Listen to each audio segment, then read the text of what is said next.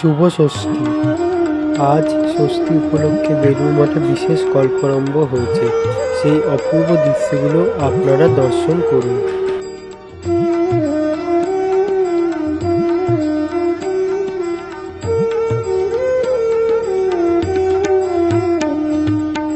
ऐगिरिनन्दिनि नन्दितमेदिनि विश्वविनोदिनि नन्दनुते गिरिवरविन्द्यशिरोधिनि वासिनि विष्णुविलासिनि जिष्णुनुते भगवति हेशितिकण्ठकुटुम्बिनि भूरि कुटुम्बिनि भूरि कृते।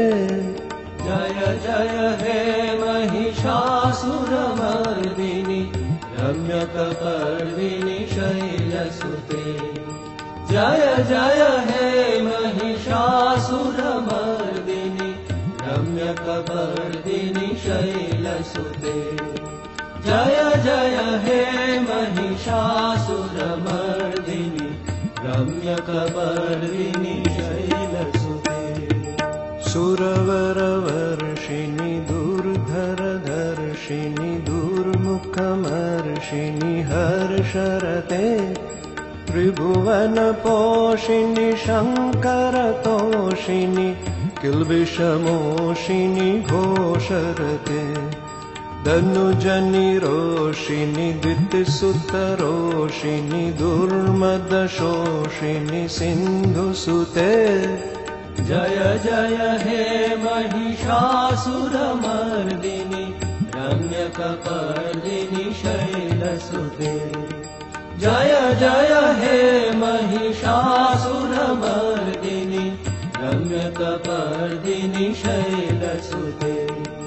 जय जय हे महिषासुरमर्दिनि रम्यकपर्दिनि शैलसुते। ऐ जगदम्ब मदम्ब कदम्ब वनप्रियवासिनि हासरते शिखरि शिरोमणि तुङ्ग हिमालय शृङ्गनिजालय मध्यगते मधु मधुरे मधुकैटभगञ्जिनि कैटभभञ्जिनि रासरते। जय जय हे महिषासुरमर्दिनि रम्यकपर्दिनि शैलसुते। जय जय हे महिषासुरमर्दिनि रम्यकपर्दिनि शैलसुते। जय जय हे महिषासुरमर्दिनि रम्यकपर्दिनि शैलसुते।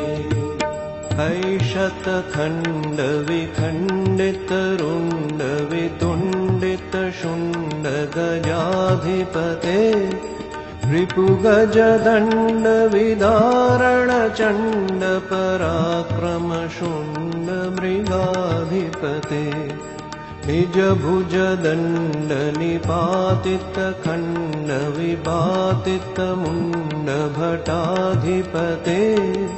जय जय हे महिषासुरमर्दिनि रम्यकपर्दिनि शैलसुते। जय जय हे महिषासुरमर्दिनि रम्यकपर्दिनि शैलसुते।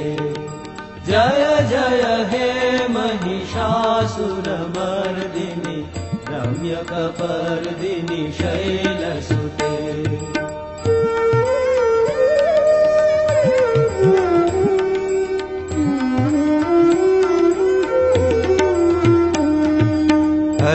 ऐरणदुर्मद शत्रुबधोदित दुर्धर निर्जर शक्तिभृते चतुरविचारधुरीन महाशिवदूतकृत प्रमथाधिपते दुरितदुरीह दुराशय दुर्मति दानवदूत कृतान्तमते। जय जय हे महिषासुरमर्दिनि रम्यकपर्दिनि शैलसुते।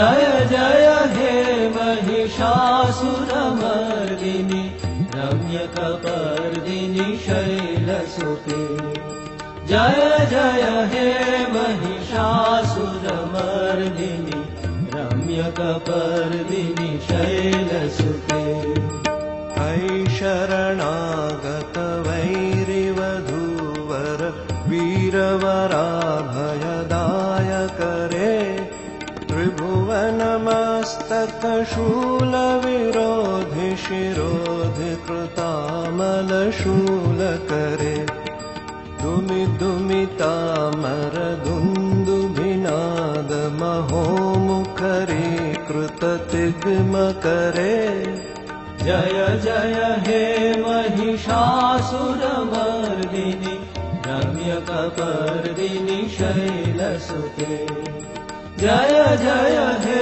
महिषासुरमर्दिनि रम्यकपर्दिनि शैलसुते जय जय हे महिषासुरमर्दिनि रम्यकपर्दिनि शैलसुते ऐ निजहुङ्कृतिमात्र निराकृत धूम्रविलोचन धूम्रशते समरविशोषित शोणित बीज समुद्भव शोणित बीजल। আজকের ভিডিওটি এই পর্যন্তই ছিল। ভালো লাগলে অবশ্যই লাইক এবং কমেন্ট ও শেয়ার করে দেবেন। শুভ দুর্গাপুজোর আরও এরকম ফটো ভিডিও দেখতে আমাদের সঙ্গে থাকুন। আমরা রামকৃষ্ণ আর নতুন কিছু ভিডিও নিয়ে আসবো। ততক্ষণের জন্য আপনাদের সকলকে জানাই ধন্যবাদ এবং নমস্কার।